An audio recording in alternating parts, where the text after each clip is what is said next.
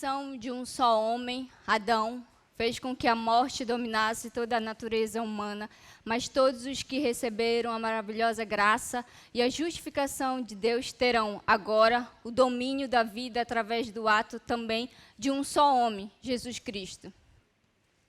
É verdade que a transgressão de Adão trouxe a todos nós o castigo, mas que a justiça de Deus tornou possível que os homens se tornem justos perante Deus, para que possam viver. Adão, porque desobedeceu a Deus, fez com que muitos se tornassem pecadores, mas Cristo, porque lhe obedeceu, fez com que muitos também fossem considerados justos por Deus. A lei foi dada para aumentar a quantidade de transgressões, mas se o nosso pecado é grande, muito maior e mais abundante é a graça de Deus que nos perdoa. Antes, o pecado governava sem limites todos os homens, levando-os à morte, mas agora é a misericórdia de Deus que não merecíamos que governa, colocando-nos numa posição de justiça perante Deus e de acesso à vida eterna por Jesus Cristo, nosso Senhor. Amém? Amém. Hoje, então, eu venho falar aqui para vocês sobre graça. E o título da mensagem é Eu, a Graça e Daí. E o que tem a ver com a graça? Eu, Mara, né? E como vocês também têm a ver com a graça. E daí, a graça, né? O que isso gera em nós? O que isso pode ser gerado em mim e em vocês? Ou, o que isso pode ser gerado através de mim e através de vocês? E o significado simples da graça é um favor que nós não merecemos, certo? Ponto. Mas hoje eu trouxe um significado do grego, que a Bíblia fala de muitos contextos sobre graça, ok? Mas hoje eu quero fazer ênfase nesse significado da graça do grego. Gente, eu não sei falar em grego, não sei como isso pronuncia. Vou falar em português mesmo. Charis. Alguém, se tiver isso tudo, por favor, me corrija mais tarde. Então, o que significa? Favor, perdão, consideração favorável, gratidão. Amém? Então, é essa graça que eu venho falar para vocês hoje. Essa graça de gratidão, de favor imerecido, aquilo que nós não merecemos. O mais que nós fazemos e pudéssemos fazer, nos esforçamos, trabalhamos, mas nós não merecemos ela. Ela é dada de graça, ela é gratuita. Não é? Ela é algo que, por mais que a gente batalhe, se esforce, estude, faça tudo direitinho, não tem nada que possa estar ali o patamar da sua graça divina, ok? Então, é essa graça que eu venho falar para vocês hoje. E muitos de nós entendemos essa graça a partir de Deus para nós, mas nós não entendemos através de mim para os irmãos. E é aí que eu quero chegar. Tá? E por que essa graça de mim para os meus irmãos, para vocês, para aquelas pessoas que me rodeiam, para minha família, para os meus amigos, eu não consigo levá-la? Por que eu não tenho acesso a isso? Por que eu não consigo fazer isso? Não é? Tanto aqueles que são meus íntimos, mas aqueles também que nem por isso. Olha, que eu só passo, deu bom dia, boa tarde, boa noite e segue. E por que essa graça eu não consigo exercer com essas pessoas? Por quê? Porque nós não entendemos a cruz. A partir do momento que nós entendemos a cruz, nós libertamos a nossa cabeça, o nosso coração, para que essa graça seja alcançada e distribuída para todo mundo, ok? Então, essa graça da cruz, ela vem fazer uma divisão no nosso coração, na nossa mente, para que essa graça também seja acessível a todos nós. E muito mais que ser acessível, para que ela seja praticada, amém? Então, gente, a partir do momento que nós entendemos a graça através da cruz, nós entendemos tudo. A nossa cabeça, ela é ampliada. É uma visão ampla, ela não é limitada só aqui. Ela abre um contexto, uma magnitude incomparável daquilo que nós podemos exercer através do Espírito Santo, através da cruz, da morte de Jesus Cristo. Amém? Então, essa graça poderosa, essa graça transformadora, essa graça que cura, que liberta, que transforma literalmente e praticamente a nossa vida, ela está acessível, digo a vocês, acessível, mas nós não conseguimos fazê-la. Por quê? Por que nós não conseguimos fazê-la? Por que a gente não consegue colocar em prática? Sabemos o beabá todo, de A a Z a Bíblia, mas muitas vezes nos falta o entendimento da prática da graça no dia a dia, sabe? No nosso GC, com os nossos líderes, com o nosso marido, lá em casa, com nossos filhos, com nossos amigos, com toda a gente. E eu quero, hoje, ponto número 1, por que isso não é fácil, ou por que isso nós não conseguimos fazer. Aqui meu presentinho, olha, gente. Obrigada. Tá, mentira. Olha, então, sabe por quê? Ainda nem é um ponto número 1, antes um pouquinho disso. Às vezes a gente nos limitamos a praticar a graça de Deus, esse favor imerecido com os outros também, porque a gente pensa que nós somos superpoderosos. Que só é aquela pessoa que peca, né? Como se. Gente, todos nós pecamos. Ok? Todos nós pecamos. É que ele diz que é perfeito, ele está mentindo. A Bíblia fala sobre isso, não é? Então, eu peco, você peca. Toda a gente que está aqui peca. De maneira diferente, em áreas diferentes, mas todos nós pecamos. Em Romanos, não precisa abrir, mas Romanos 3:23 diz que todos pecaram e destituídos estavam da glória de Deus, sendo justificados gratuitamente pela graça de Deus. Então, todos pecaram. Todos nós pecamos. E aí que nós percebemos que se eu sou passiva de erro, se não sou passiva de erro, a graça ela tem que ser exercida através de outra pessoa. Através de Deus para mim e de outra pessoa para mim. Porque eu vou errar com outra pessoa, certo? E essa pessoa tem que trazer essa graça sobre a minha vida. E Deus também. É um ciclo, né? Mas esse ciclo, às vezes, ele é quebrado. Porque nós entendemos, ou até esquecemos, na verdade, que nós pecamos. E atenção, nós pecamos. E em algum momento nós vamos errar, ok? Então, esse entendimento que um dia eu vou errar e um dia eu vou precisar da graça de Deus. Que eu vou precisar de novo da graça de Deus. E assim como um dia eu vou precisar da tua graça sobre a minha vida, ok? Então, pense nisso, você vai precisar da graça de outra pessoa um dia. Como? Essa pessoa vai precisar da tua graça também um dia. E assim como nós todos precisamos da graça de Deus todos os dias, ok? Primeiro ponto, agora sim. E como nós sabemos que nós agimos sem graça? Porque nós praticamos a discriminação pecaminosa. Isso aqui eu inventei, tá? Eu não sei se existe. Existe? Deve existir, né?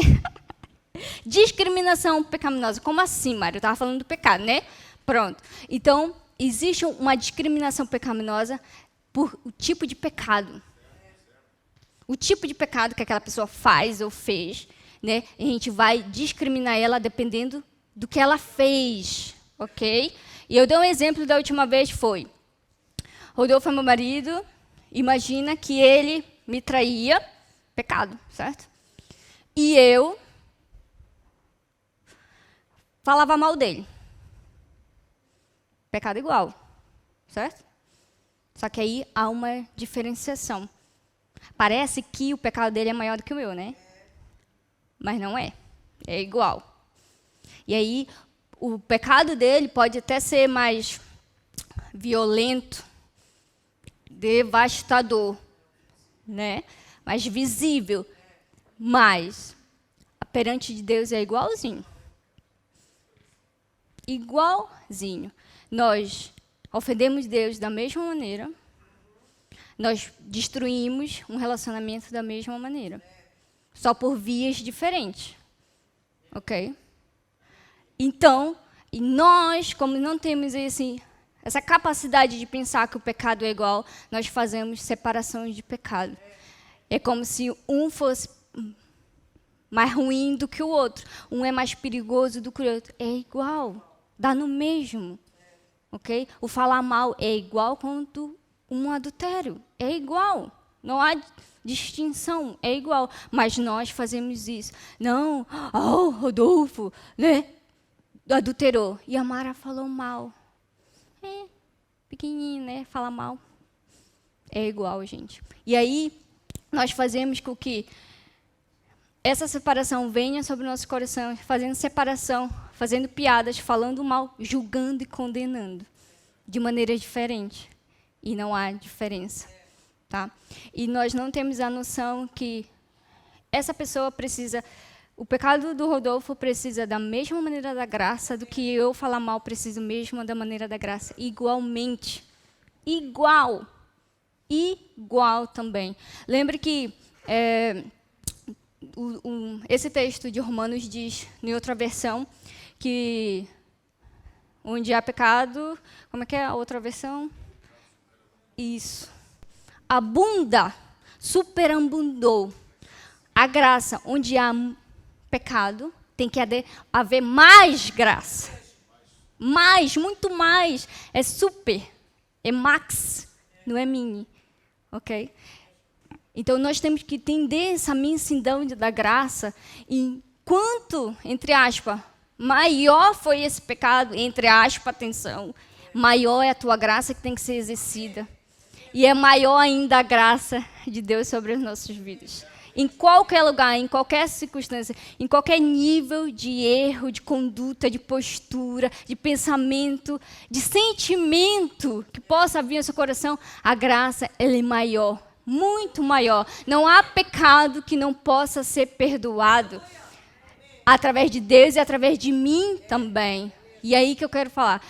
Eu tenho que exercer a graça sobre vocês, independente daquilo que vocês possam fazer sobre a minha vida, aquilo que vocês possam fazer com a minha casa, com a minha família, daquilo que eu sou, daquilo que vocês pensam sobre mim, não interessa. Eu tenho que exercer a graça grandiosa de Deus sobre vocês. E de vocês para mim também. Amém? E de Deus para nós. Depois, Colossenses 1:5. Esse pode abrir, por favor.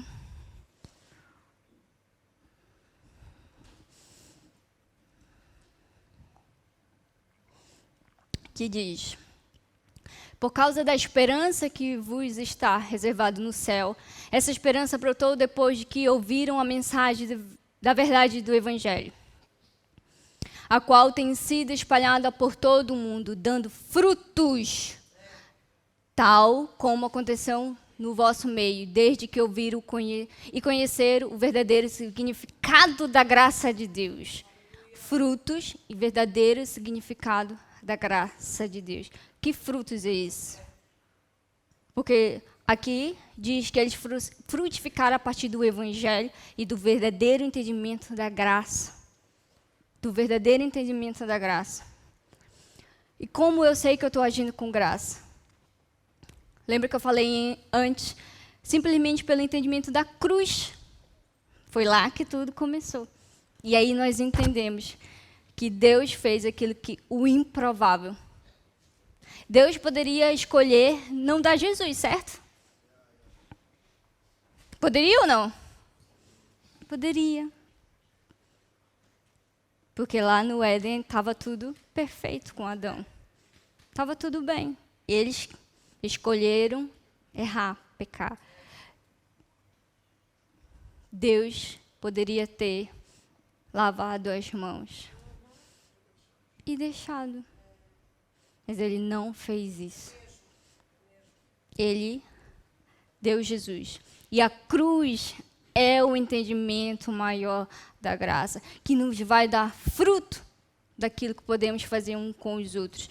E aí que eu venho reforçar uma coisa. Quando há um pecado, quando há um erro, quando há alguma conduta duvidosa, o nosso entendimento da graça, ela tem que vir no nosso coração através da nossa racionalidade, através das nossas ações. Por quê? Gente, para pensar. Quando algo acontece, nosso coração fica dolorido, machucado, né? A gente fica triste, fica magoado, fica com raiva. E esse todo sentimento de emoção mesmo, ela não gera graça. Não gera. Não gera. Ela vai gerar rancor, tristeza, raiva, vingança, e ela não gera graça. De maneira alguma. Dificilmente para pensar, quando você está magoado com alguém, você não pensa, você, né? Por quê? E você fica ali remoendo aquilo, dói, fere, você chora, e você não pensa que você tem que perdoar. E o perdão fica lá, ó, longe, longe, longe. Então, a graça, ela tem que ser exercida através da nossa racionalidade. Porque a cruz foi racional. Sim? Quando você pensa para pensar, eu falei, gente, Jesus, ele teve um momento de emoção. Claro que sim. Quando ele fala, Pai, se possível, passe de mim esse cara. Mas faça a tua vontade. A vontade de Deus é racional para a nossa vida. A nossa obediência de Deus, ela é racional. É ou não é? Porque nós não fazíamos metade daquilo que fazemos se não fosse racional.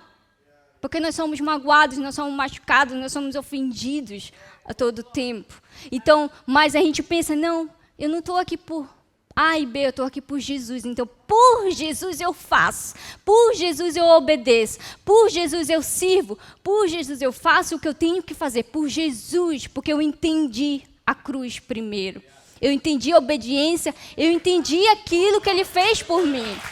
Aqui. Então, a graça, ela é exercida, sim, pela razão. Deixem que a emoção fique de lado. Claro que nós sentimos, nós não somos robô, né? Mas nós sentimos, mas isso tem que ser passageiro, ela não pode ser contínua. Ela tem um período de tristeza, todos nós temos, né? De raiva, de sentimentos ruins, mas depois nós temos que acalmar o nosso coração e começar a mesmo pensar. E pensar no que eu posso fazer por aquela pessoa, como eu devo ajudar, com que ferramentas eu posso trazer ela de novo para o meu seio, né? Para aquilo que eu possa, muitas das vezes, ser canal, uma ponte de reconciliamento com Deus. Amém? E aí, eu finalizo com o terceiro ponto. O pecado nos dá uma oportunidade. Qual?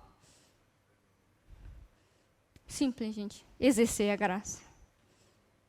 Nós não exercemos a graça se não tivermos um erro ao nosso, a nossa visão perto de nós. Porque a graça, ela precisa de algo que está destruído, algo que foi virado de cabeça para baixo, algo que não está certo, para que a graça venha e conserte tudo e volte a ser alinhado de novo. Então, essa graça nos dá a oportunidade de exercer aquilo tudo que eu falei, dos frutos, do perdão, da gratidão, da reconciliação, do amor com Deus, tudo de novo. Aí a graça vem, preenche, ela constrói, e ela transforma, ela cura, ela liberta, ela faz de novo aquilo que foi destruído, não é? É como o vaso que foi amassado, que foi destruído, e ele tem que ser de novo moldado. A graça tem esse poder de transformação. A graça nos dá essa oportunidade de levar para as outras pessoas aquilo que Deus fez lá de novo, lá atrás, quer dizer, lá atrás na cruz, ela nos dá a oportunidade de fazer aquilo de novo, mais uma vez. E aí nós testificamos aquilo que Deus fez por nós lá atrás. E aí nós concluímos que a graça, ela é para todos, sem exceção. Como assim o pecado nos atinge a todos. Assim a graça, ela é acessível para todos, sem discriminação, se um é melhor do que o outro. Ela é acessível, ela é poderosa, ela é transformadora. E ela é ilimitada. Amém? Essa graça poderosa que nós precisamos todos os dias, na nossa caminhada cristã, na nossa caminhada profissional, no nosso casamento, nos nossos relacionamentos. Todo tipo de relacionamento precisa da graça exercida sobre ela. Amém? Vamos ficar de pé, igreja.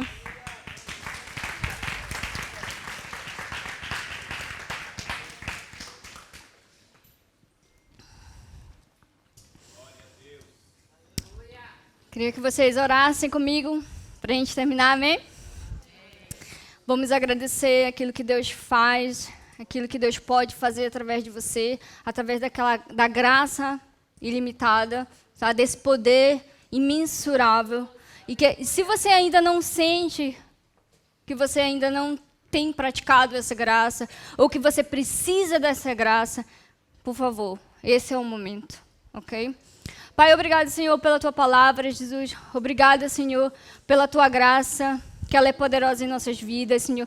Obrigado, Senhor, porque ela transforma, ela liberta, ela cura, Senhor. Agora também, Senhor Jesus, eu coloco em Tuas mãos, Pai, essas pessoas. Eu não sei o nome, não sei por aquilo que ela passa, Pai, mas Deus, o Senhor conhece, Senhor, todas as histórias, todos aqui que estão, Pai, aqueles também que estão na internet, Senhor, e que o Senhor possa, Deus, transbordar a Tua graça sobre eles agora, Pai. Venha sobre nós, Jesus, derrama, Senhor, a Tua graça, Senhor, só aqui, Pai, e agora, Pai, que possamos transformados, Senhor, por ela, Pai, e que possamos praticá-la, ela, Pai, mais uma vez, Senhor Jesus, quantas maneiras for, de quantas vezes for preciso, Pai. Muito obrigado, Senhor, por aquilo que o Senhor faz, por aquilo que o Senhor fez, por aquilo que o Senhor vai fazer ainda através da Sua graça, Pai, em nome de Jesus.